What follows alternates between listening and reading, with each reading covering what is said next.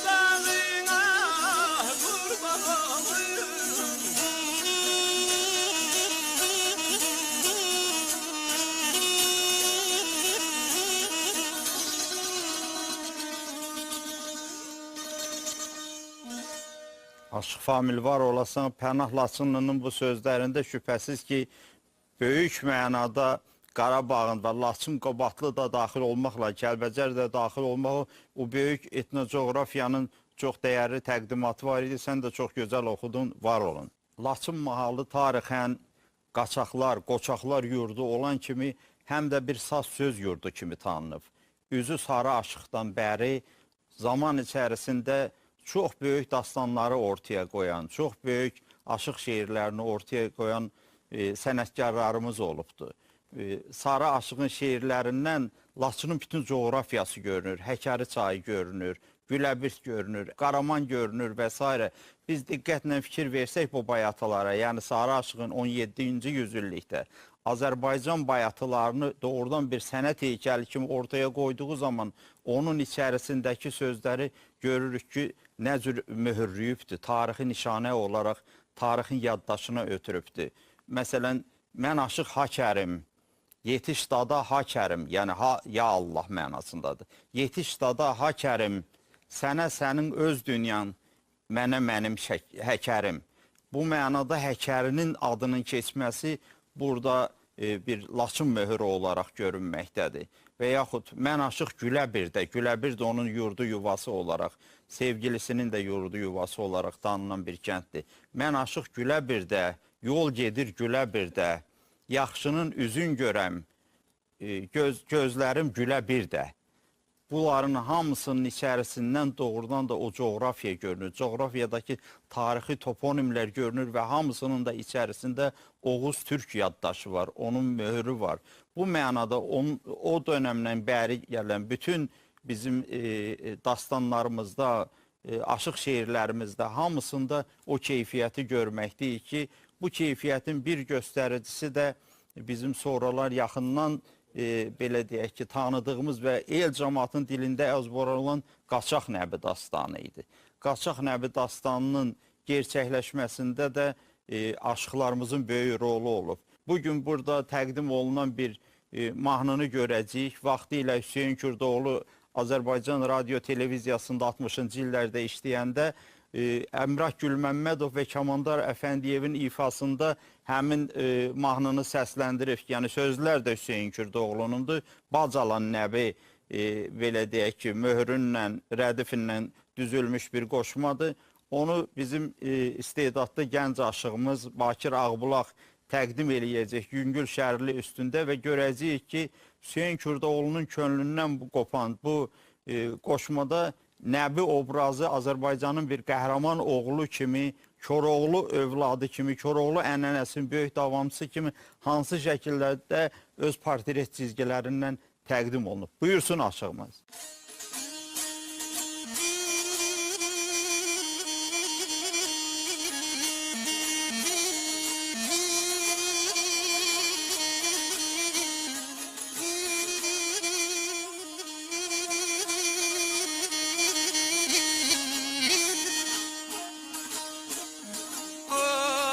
Gelene ayağı toyar pağdan gözü güneşten ayağı toyar pağdan gözü güneşten lele kılıncı şimşehden güzel lan nebi değerdin alma değerdin alma değerdin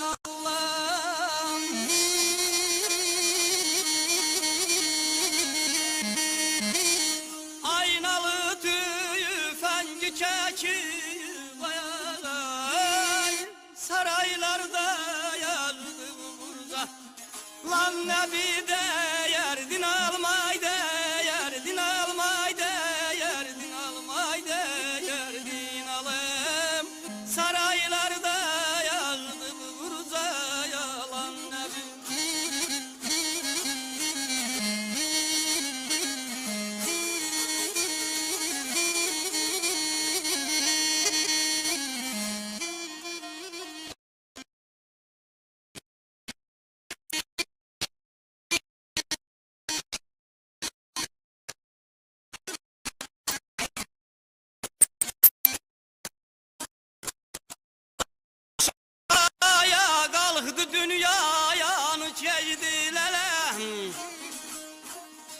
Azad Şah'a qalxdı dünyaya mükeydi eller. İran'dan ayadladı Tura, çeşdiler yayla balama, yayla balama teyer lambalayı.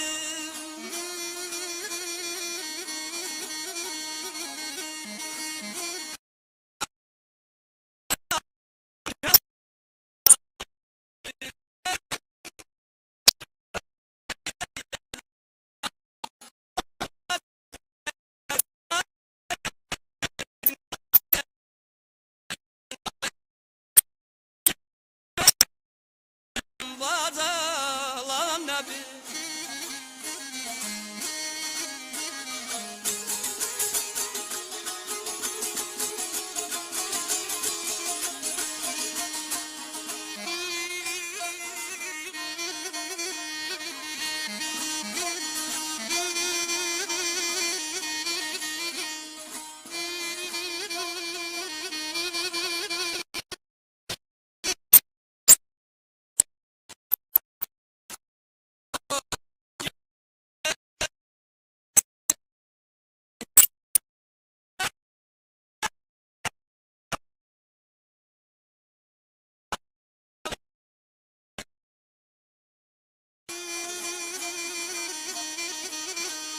taşlara salıp atıyının alı eller.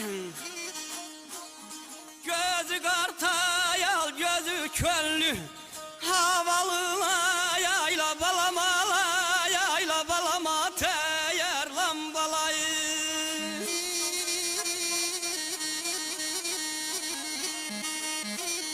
Ucaldı bayadıyla yeli mahalı, koca kavga yadından güzel. Lan nebi değerdin almay, değerdin almay, değerdin alım. Koca kavga yadından güzel lan nebiyeyi. Bakir, çox sağ ol Günan. Şübhəsiz ki, böyük ustadın Hüseyin Kürdoğlu'nun ruhu şaddır bu yerdə, bu məqamda. Mən düşünürəm ki, müxtəlif şeirləri var, onun 1001 bayatısı var. Orada Laçınla bağlı yer adları, dağların adları, qəhrəmanlar o qədər çox keçir ki, elə bilginən ki, böyük bir mənəvi bir gücün üstündə dayanıbdır və bir şeirində vaxtilə demişdi ki, mən ölsəm Laçın ağlar, dağdar saçın ağlar, göydən uçan durnalar, ləngidər köçün ağlar. Bu mənada bu biraz ağı kimi səslənmiş bir sözləri idi və niskil xiffət də ifadə eləyirdi. Amma bugün Laçın torpağı uğrunda gedən o mücadilələr, döyüşlər, Azərbaycan əskərinin, ordusunun hərb səsi, nərə səsi Hüseyin Kürdoğlu'nun da ruhunu şad eləyir. O ruh da o bizim əskərlərimizlə, ordumuzla, xalqımızla bərabər Laçın dağlarına qayıdır. Sən də çox gözəl oxudun, var olasan. Bizim söhbətimizin əvvəlində Laçın aşıqları haqqında xeyli bilgilər verdik və zaman içərisində yenə də verəcəyik verilişimizin gedişatı boyunda. Amma bu aşıqların içərisində, yəni zaman içərisində xüsusi bir ailə var ki, o ailə boya-boy nəsillikcə aşıqlığa quruşanıb. Bu Laçındakı Axundovlar nəslidir, Umbay Axundovun nəslidir. Böyük ustadımız bugün 80 yaşındadır və inşallah ki, günün birində burada onun yubileyini qeyd eləyəcəyik. Mən dəvət eləmək istədim, verilişimizə gəlsin. O mənə bir şərt qoydu. Dedi ki, Məhərrəm müəllim, mən gözləyirəm, Laçın bizim əlimizə gəlsin. Birinci Laçını ziyarət eləyim, Laçından sənin verilişinə gəlim. Mən də amin dedim və bir nümayəndə olaraq Elvin Axundovu bura göndəriblər. Elvin Axundov çox istedadlı solo saz ifaçısıdır. O bizim verilişimizə gələndə dedi ki, Məhərrəm müəllim, mən qəhrəmanlıq havası çalmaq istəyirəm, meydan divanisini. Yəni bir Koroğlu havası olaraq meydan divanisine çalacağım. Çünkü ordumuza şücayət vermək lazımdır, rəşadətini tərənnüm eləmək lazımdır, onun qəhrəmanlıq ruhunu vəsf eləmək lazımdır. Mən istəyirəm ki, o havanı təqdim eləsin, ondan sonra söhbətimizi davam eləyək. Eşidək sənin. Alam qılıncımı gələm qeyrətə, döyüşə-döyüşə çıxam dağlara. şəhid köynəyini bayraq eyləyib ağlaya-ağlaya taxan dağlara. Qoşa bulaq olan gözləri nəmli, çağlayan durmadan oxuyan qəmli.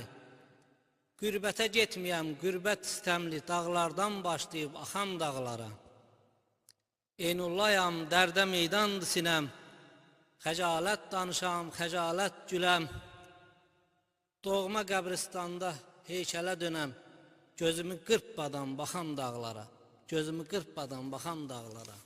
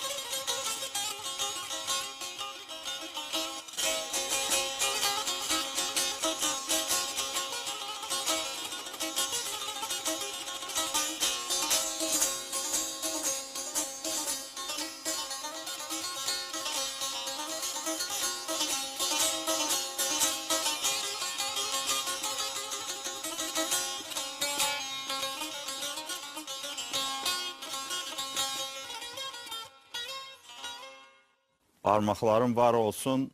Həqiqətən də Axundovlar nəslinə və Laçın açıqlığına yaraşan bir ifa idi. Var olasın. Bizim bugünkü verilişimizə gələn gənc aşıqların bir xeyli hissəsi də Laçının sonraki nəsil aşıqlarıdır.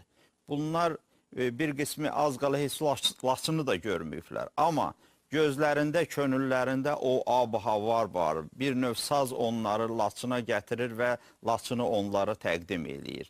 Və O aşıqlarında bir neçəsi görəcəyik burada. Xüsusi şəkildə bir aşıq ənənəsi içərisindən, aşıq ocağı içərisindən çıxıb gəlmiş adamlardır.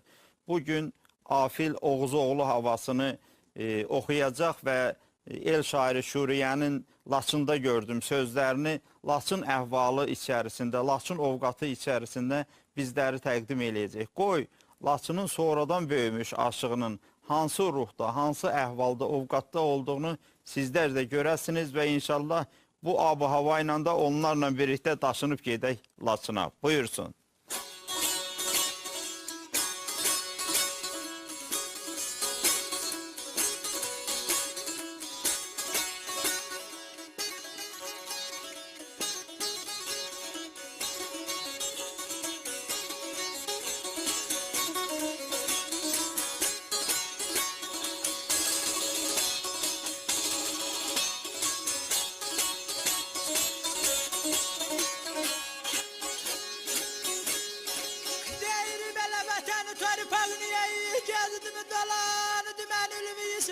Laçını da gördüm, sevirəm ay umudum ay balam.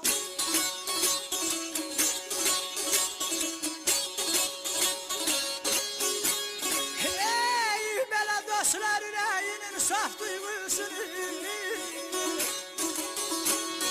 səmimi ülfət Laçını da gördüm ay aman.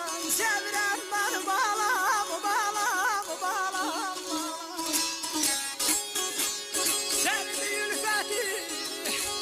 Laçını da gördüm ey.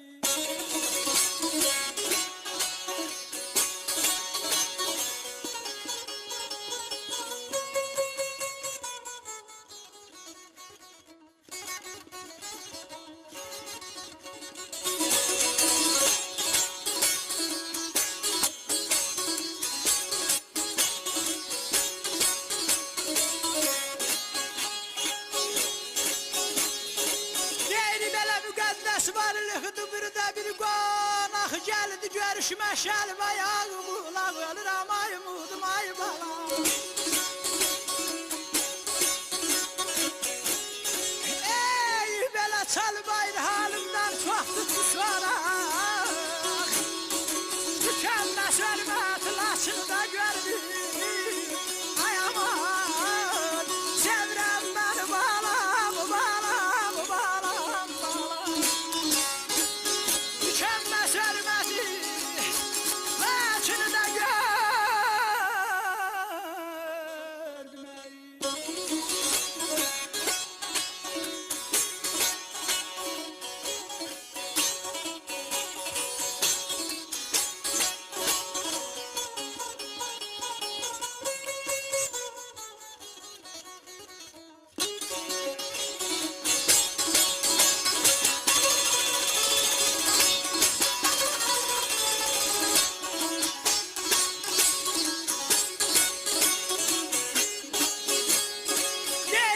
Şuraya ömründen ötüşen bu an ölünce kalbinden silinmez ilan. Sevirəm ay umudum ay balam. Ey belə Sultan Bey qeyrətli müdrik qəhrəman, şərəfi şöhrət Laçını da gördüm ay aman. Sevirəm mən balam, balam, balam. Şerefi şöhreti Laçını da gördüm ey. Çox təşəkkür edirəm. Var ol Günan. Həqiqətən bu şeirdəki ruh inşallah sazımızı da, sizi də, bizi də Laçında həmin keyfiyyətlərlə, Laçına bənzər, Laçına oxşar keyfiyyətlərlə orada qarşılayacaq. Var olasan. Bugün biz burada tarixi qəhrəmanlarımızın adını çox çəkdik. Əslində bütün zamanlar tarixdir. İndi içərisində yaşadığımız hadisələr də bir müddət sonra yenə tarix olacaq. Amma təqribən 20 il, 30 il bundan qabaq bu döyüşler yenə var idi, bu mübarizə yenə var idi. Yəni Qarabağ mücadeləsinin içərisində hünər göstərən tarixən Sultan bəylərin, Xosrov bəylərin davamçıları olan milli qəhrəmanlarımız var idi. Bunların içərisində Laçınlıların da öz yeri var idi. Laçın təkcə sazınla, sözünlə yox, həm də mərd oğullarınla meydanda olubdu və Azərbaycan dövləti onları milli qəhrəman kimi uca bir mərtəbəyə qaldırıbdı. Mən istəyirəm ki, Laçından olan, yəni 90-cı illərdən tanıdığımız Qarabağ qəhrəmanlarının adlarını oxuyam və düşünürəm ki, bu ənənə bugün də davam eləyir və bugün də Laçından, Laçın döyüşlərinin içərisindən Azərbaycanın milli qəhrəmanları yetişəcək və biz də onlarla qürur deyəcək. Amma biz tarixi keçmişimiz olaraq Qorxmaz Eyvazovun, Fazil Mehdiyevin, İsrafil Şahverdiyevin, Kamil Nəsibovun, Ələsgər Novruzovun, Oqtay Güləliyevin adını xüsusi qeyd eləməliyik. Bu böyük qəhrəmanlar Azərbaycanın milli qəhrəmanları olaraq tariximizdən üzü bizə sarı boylanır. Həm də ona görə mən bunları xatırladıram ki, qoy onların ruhu şad olsun. Bu ruhu şadlığın içərisindən onların Laçına gedən, belə deyək ki, o zəfər yolunun işığı hər zaman həm keçmişimizə, həm gələcəyimizə işıq salacaqlar. Bugün bizim aşığımız burada Laçından gəlibdi, Sahil Laçınlı, Sahil Qurbanov öz sazında Laçını bir daha tərənnüm eləyəcək. Bu bizim bu qəhrəmanlarımızın, milli qəhrəmanlarımızın və bugün döyüşən əskərlərimizin də ruhu və iradəsi həmişə şax və belə deyək ki, rəşadətli olacaq. Buyursun aşığımız.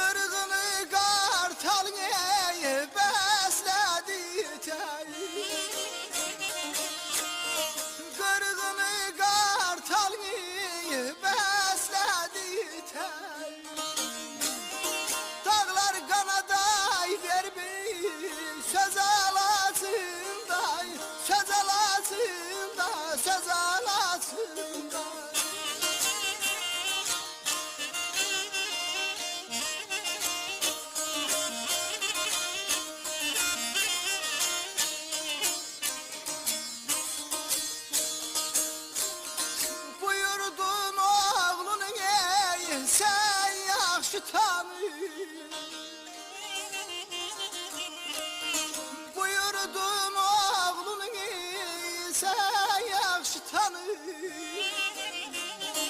İbrahtir Nəbinin neyni, şöhreti şanı, şöhreti şanı, şöhreti şanı.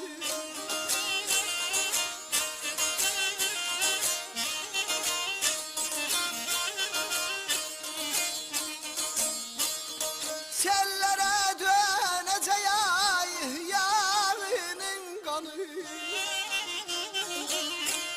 Sellere döneceğim yarının kanı. Güneyler güleceğim. Güzel altında, güzel altında, güzel altında, güzel altında.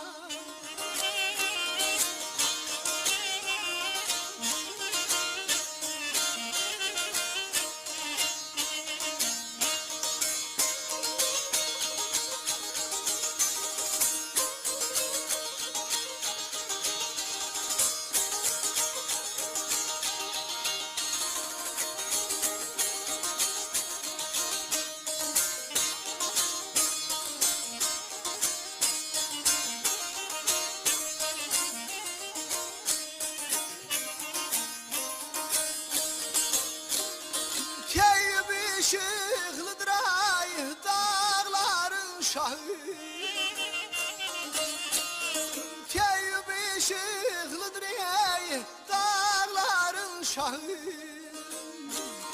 çağırım dadına neyini Kadir Allah'ı balam ölürüm Calan ölürüm ay Allah ölürüm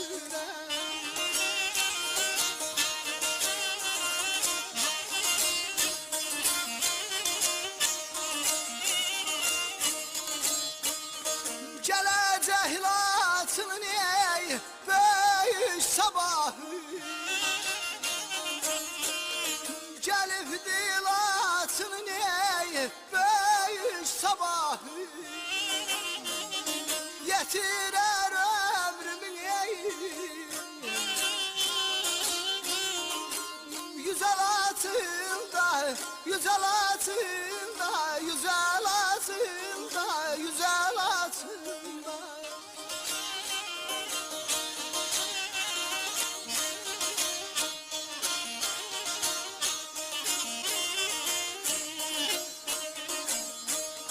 Yönü berin ay bakan ey, ay karlı dağlar Yönü berin ay bakan ey, ay karlı dağlar Derdi gemelinden ey, çölüm kamaylar, çölüm kamaylar, çölüm kamaylar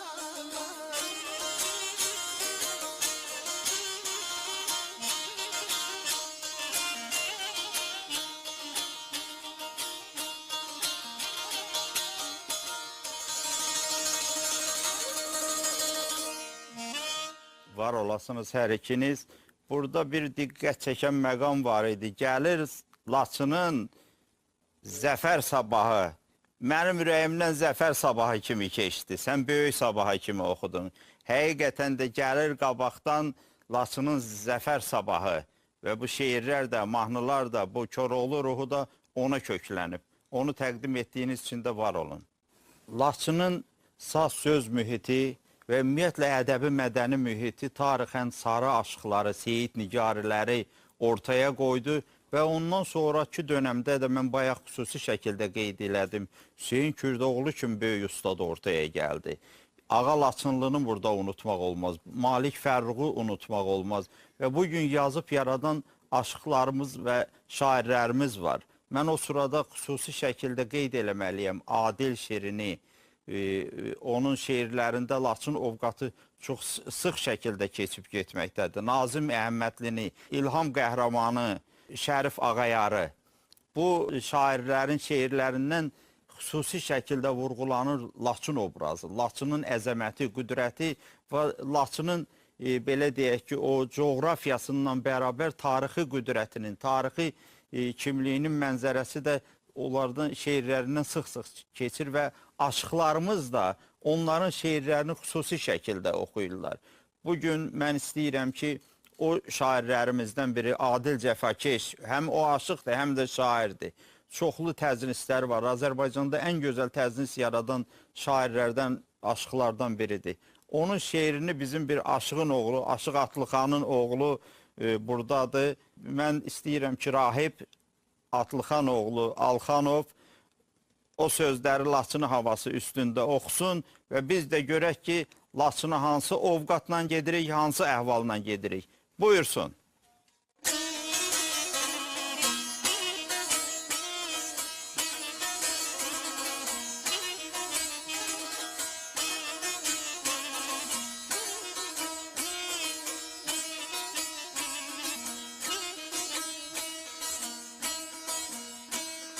Salam deyin ay yiğitler, salam deyin ay yiğitler. Deyin ki Laçın gelirəm, deyin ki Laçın gelirəm.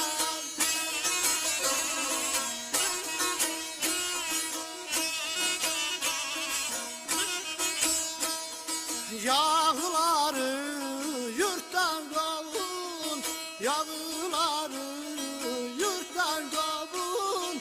Yolumu açın gelirəm, gelirəm Laçın gelirəm.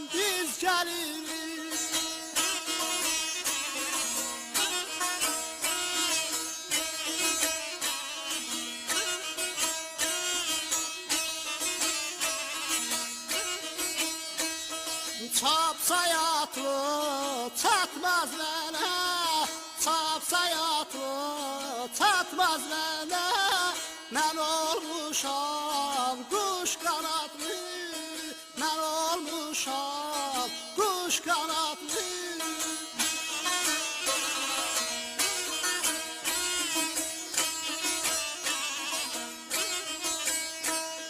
Koyuplar mı bayrak adlı, koyuplar mı bayrak adlı. Başımın tacı gelirəm, gelirəm laçı gelirəm, mən gelirəm.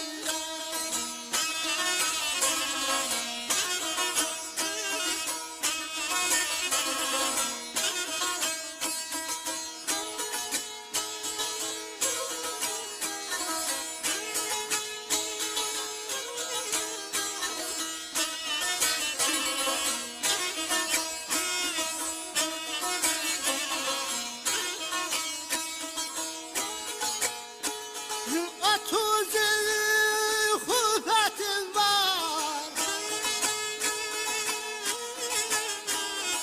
otuz il ay hüfetim var, ay hüfetim var. Kurban kesmek niyetim var. Hele güçlü taqətim var, hele güçlü taqətim var.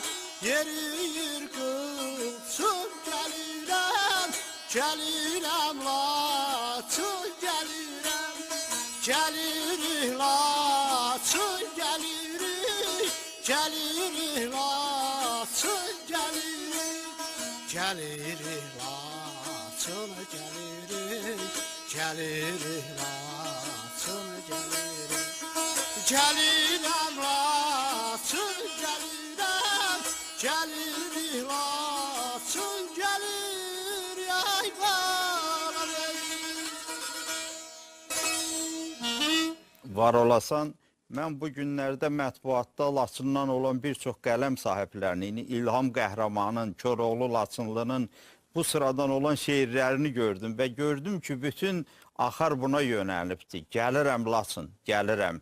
Yəni, ananın üstünə övlad gedən kimi getmək istəyir. O dağlara, o yüksəkliklərə, o ucalıqlara var olasınız. Laçın aşıqlığının içərisində bir aşığın xüsusi yeri var. Həm şair kimi yeri fərqlidir, həm də aşıq kimi, qəhrəman aşıq kimi, Bahadır, meydangir aşıq kimi yeri fərqlidir. Bu aşıq Umbaydır, Umbay Axundovdur.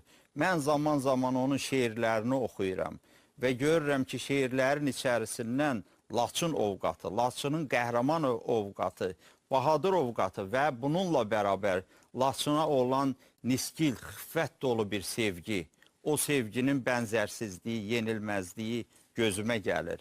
Bu yaxın günlərdə bir şeirini oxudum və aşığımızdan da xahiş elədim ki, bu şeiri oxusun. Bir günlərin ustadın özü də gələr oxuyar. Amma bugün Bakir Ağbulaq oxuyacaq həmin şeiri. Burada Mirzəcan havasının üstündə o sözləri oxuyanda hamı diqqət eləsin ki, Aşıq Umbayın o 80 yaşında ağsaqqal aşığımızın xüsusi qeyd elədiyi o yaylaq düşüncəsi, yaylaq obrazı ki, o da bir vətən anlayışının içərisindədir, bir vətən obrazının içərisindədir. Hansı keyfiyyətləri ifadə eləyir? Sazımız, sözümüz onu təqdim eləyəcək. Buyurun.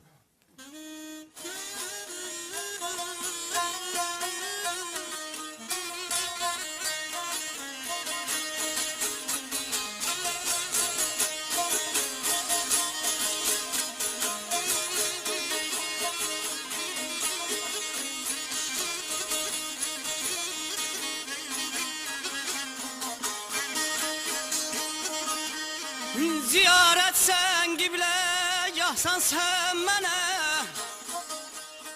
ziyaret sen gible yahsan sen mənə.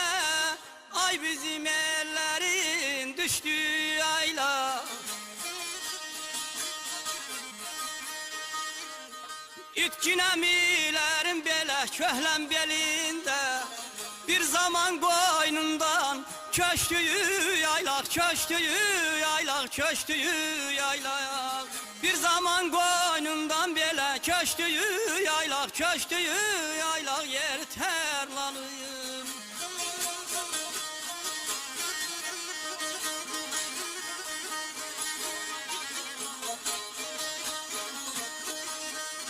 Çiçekler bükülüp taşların üstte,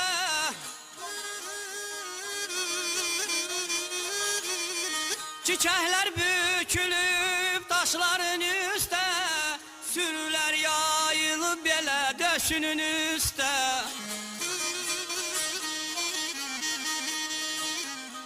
Cavanlar bulağın başının üstte,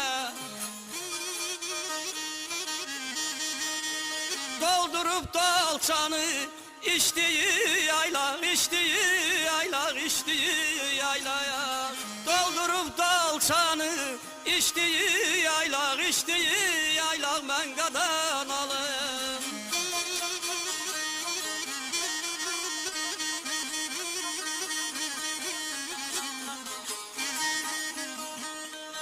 Bayam yadıma düşüb nər atam, bu yerde gösterip çok hüner atam. Koroğlu gayretli hüner ver atam. Yaxşını yamandan seçtiği yaylaq mən qadan alım.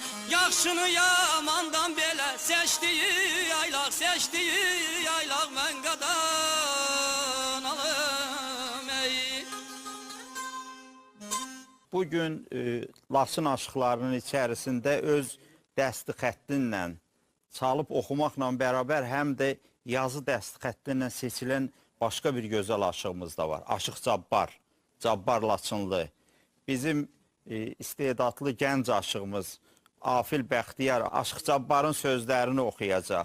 Sıradan sözlər deyil, Laçının ən uca dağının, ən möhtəşəm dağının şəninə həsr olunmuş bir mahnıdır, İşıqlı dağının.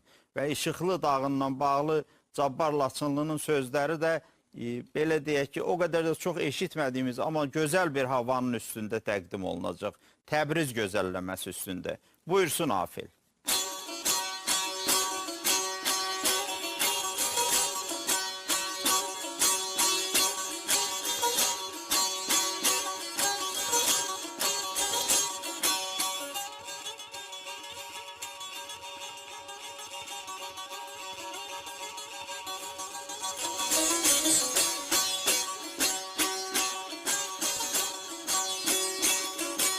Laçınların oylağıysan, Laçınların oylağıysan, şərəfli yadın işili, şərəfli yadın işili.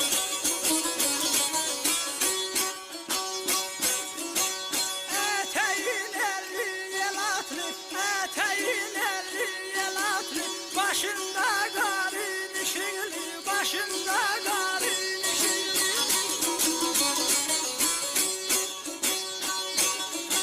Kara gölün birincidir, kara gölün birincidir, tükenmez varın işili, ona göre yayılıptır, şöhretin şanın işili, şöhretin şanın işili. Ona göre yayılıptır, ona göre yayılıptır, şöhretin şanın işili, şöhretin şanın işili.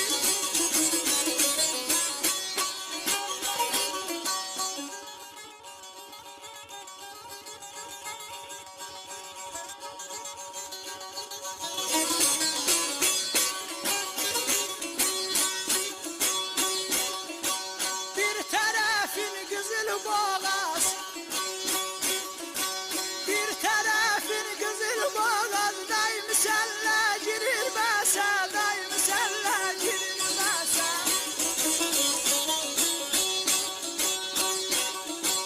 Bir tarafın Farmaş tepe, bir tarafın Farmaş tepe, Çalbayır'ın manzarası, Çalbayır'ın manzarası.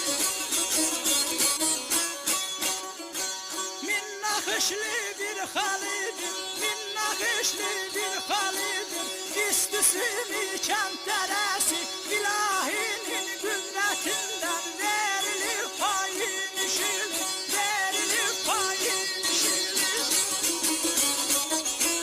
İlahinin güdretinden, ilahinin güdretinden verilir payın işilir, verilir payın işilir.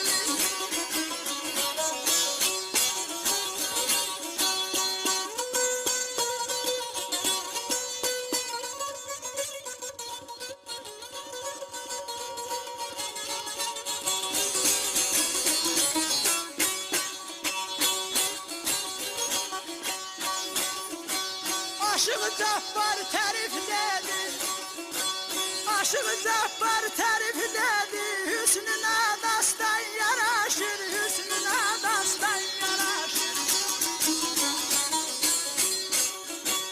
Mail oldum zamalına, mail oldum zamalına. Doğrusu atsan yaraşır, doğrusu atsan yaraşır. Xosrov Beytaş kahramanlar, Xosrov Beytaş kahramanlar. Sultan Bey aslan yaraşır, Sultan Bey aslan yaraşır. Zabık çayın deresinde, Zabık çayın deresinde. Açtığı meydan yaraşır, kesilen amar dayağı. Dedem divanın işini, dedem divanın işini. Kesilen amar dayağı, kesilen amar dayağı. Dedem divanın işini, dedem divanın işini, dedem divanın işini. Teşekkür edirəm. Gözəl bir mənzərə yaradıbdı ustadımız. Onu da xatırladım ki, sən yaşda olan gənc aşıqlar, Laçın aşıqları, ustadın bir dastanı var. Girov sazın dastanı. Bizim televiziyada da vaxtı ilə onu səsləndirmişik. Ustad özü də iştirak eləyib.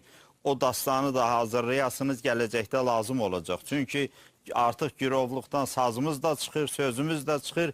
Laçın əlimizdə, ovcumuzda olandan sonrasına o meydanda da bütün bu sözləri, tarixin dastanları kimi bunlar da yaddaşımızda olacaq. Var olun. Verilişimizin sonuna doğru yaxınlaşırıq. Mən istədim ki, bu yerdə, bu məqamda Laçınla bağlı elə bir söz oxunsun ki, o həm Laçının özünün, belə deyək ki, ətrini, o gözəlliklərini, o mənzərəsini bizə təqdim eləsin. Həm də Laçının çevrəsini, Göyçəni, Kəlbəcəri, Zəngəzuru, Qarabağımızı boya-boy bizə təqdim eləyə bilsin. Belə bir şeiri də axtardıq, tapdıq. Aşığunbayın Laçında şeiri idi. Göyçə gülü havası üstündə oxunmalıdır. Çünki Göyçədən gələn ətir, Göyçədən gələn saz, söz nəfəsi Kəlbəcərə və Laçına gəlib hər zaman.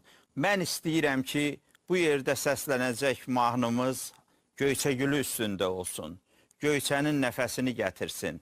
Kəlbəcərə, Kəlbəcərdən Laçına və Laçından da bizə doğru. Aşığunbayın sözləri üstündə xüsusi şəkildə Famil o sözləri oxuyacaq və qardaşımız Ələkbər Kəlbəcərli də öz balabanınla havaya dəstək verəcək. Bizim könlümüz qanatlanıb getmiş olsun Laçına sarı. Buyursun aşığımız.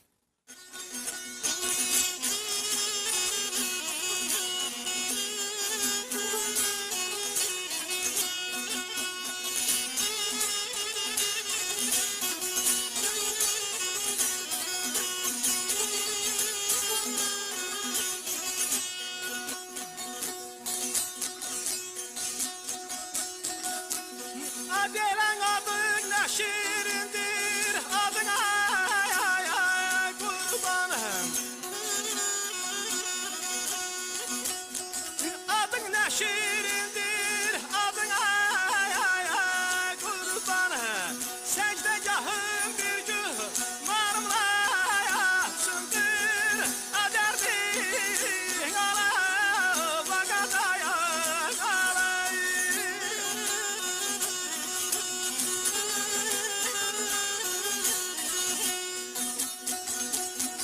Torpa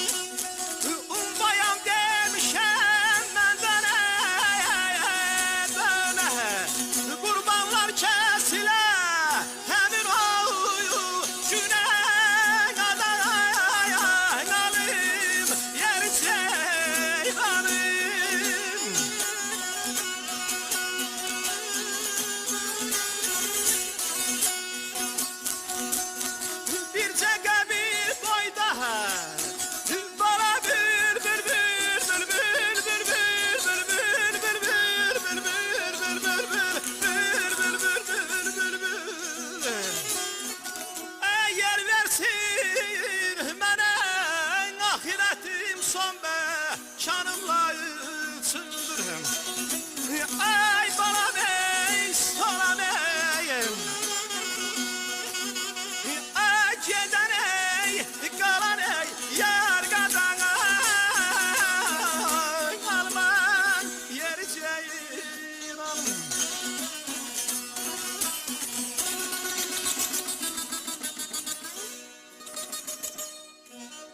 Hörmətli televiziya tamaşaçıları, bilirsiniz ki, aşıqlıqda sazın sözün şah damarı dastandır, dastanlardır. Bugün Azərbaycan sazının sözünün dastan qanadını, dastanını Azərbaycan ordusu yaradır. Azərbaycan ordusu Laçın dastanını yaradır və o Laçın dastanının sonu, son məqamı İşıqlı dağının zirvəsində Azərbaycan bayrağının dalğalanmağıyla gerçəkləşəcək. O məqama az qalıb.